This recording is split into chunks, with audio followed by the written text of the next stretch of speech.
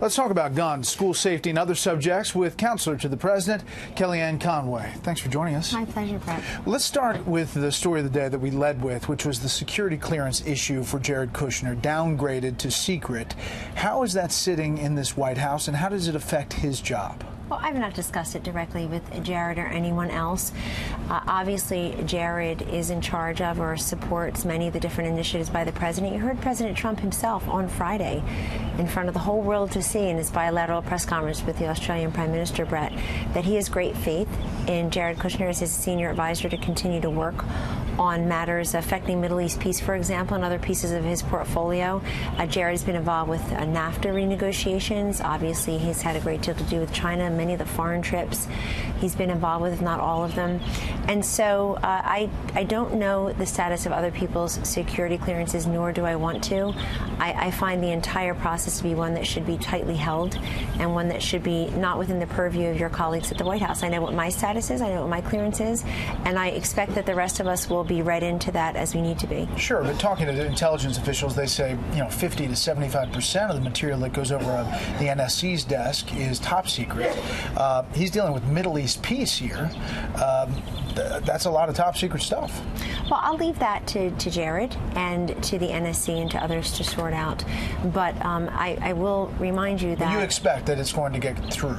You expect the clearance is coming through. Is there an indication that it's I have no knowledge about that one way or the other. It's really not for me to comment on. I'm sorry. Okay. Well, just one more thing. The Washington Post is moving this story, saying officials in at least 4 countries have privately discussed ways they can manipulate Jared Kushner by taking advantage of his complex business arrangements, financial difficulties, and lack of foreign policy experience.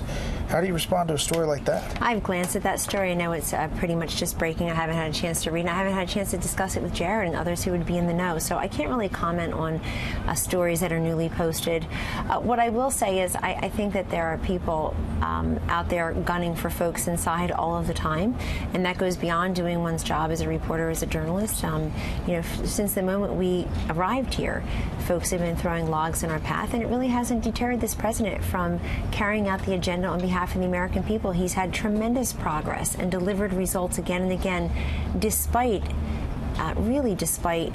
unprecedented negativity thrown his way in the way of his family and other advisors. Last thing on this, the in White House palace intrigue. Is there a battle between John Kelly and different members, including Jared Kushner? I've just not seen that, and the general, I can't imagine, is very focused on it.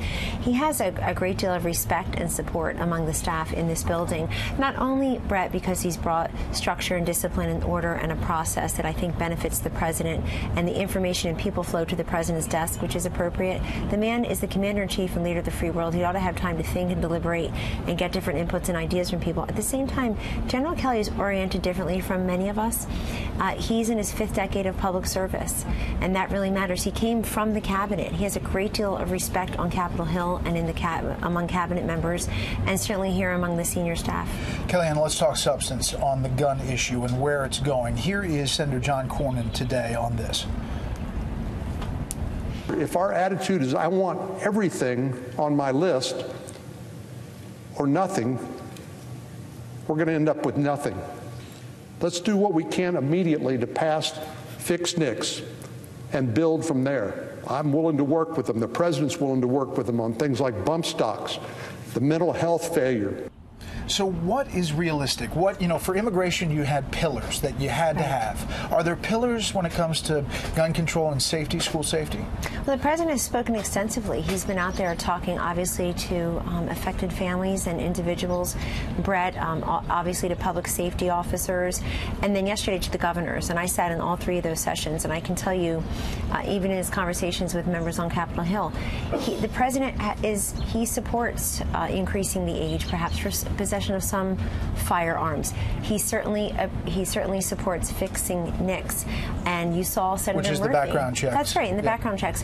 He's also talked about mental health. He's talked about how he wants to make it more difficult for people who shouldn't have firearms to have them, but easier for those who should and should be allowed to carry them under the Second Amendment to do so. And when I say easier, I mean the law enforcement to do its job also, give resources, the tools to the brave men and women who are in charge charged with this.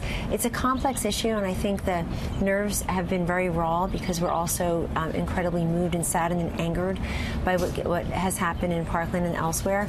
But this is a president who, like he did on immigration, on energy policy, on taxes, he's bringing both parties and both chambers into the White House, where he's going to them and he's working the phones and he's talking to them about what is possible. In the end, Congress will need to act, and the president will sign into law something that's reasonable and common sense that gets us closer to keeping our school children safe. I can't imagine that that's not a partisan issue. At the same time, we've heard really good other ideas, including from the governors right, left, and center yesterday. Maybe a single point of entry for some schools. Others are arguing for armed guards. Others are arguing for, as the president has said, arming So the pillars really aren't set yet. You have a lot of ideas on the table, and it's kind of still forming. Let me ask you, he said numerous times that the NRA is going to come around, that they're with us, that don't worry, don't be scared of them, to the governors. Is the NRA going to come around? Because so far they're not coming around to raising the age for buying a weapon of any kind. Well, the NRA has spoken very clearly for a number of years as to what they support and don't support. They've been for stronger background checks for individuals. They've talked about making sure. They've talked about, I believe, enhanced penalties for committing a crime with a firearm illegally. And the president has brought them to the table as well. He said very clearly yesterday, as he met with the Democratic and Republican governors here at the White House, Brett, that he had had lunch with members of the NRA, the top brass there, to hear. When he says they'll come around, I think what the president is saying, that everybody has an interest here in making sure that our school children are safe, and that no parent should kiss their child goodbye, you and me included, and not see them again. And we as a nation have to stand around that. We need to act but not overreact. Last thing, March 5th, right around the corner. That is the DACA deadline. The courts have done what they've done or not done in the case of the Supreme Court. What is the sense in this White House about what is necessary to do to deal with that issue? Well, DACA is a great example, a really perfect example of the president being open to other people's ideas and saying, okay, well, then I'm not going to just take care of the 600,000. We'll do all 1.8 million. And he said that for the whole world to see in a bicameral, bipartisan meeting here in the cabinet room at the White House. 1 hour, Fox News covered the entire hour, as did others. And yet you can't have the Democrats back at the table. They just won't come back and fix this by the March 5th deadline. This Congress had all of last year to do it.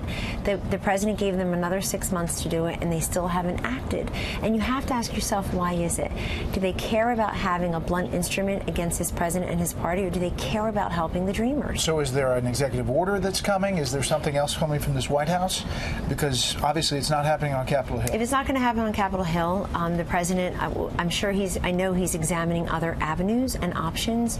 But remember, one body in this town makes the laws. One executes it, the other one interprets it. And that's why we have three separate but equal branches. This president has taken action any number of times through executive order and other executive actions when he thinks others are slow to act, or when he is in a position to do that. You've seen him do it with health care, for example, trying to open up health care benefits to others when repealing and replacing Obamacare failed on Capitol Hill.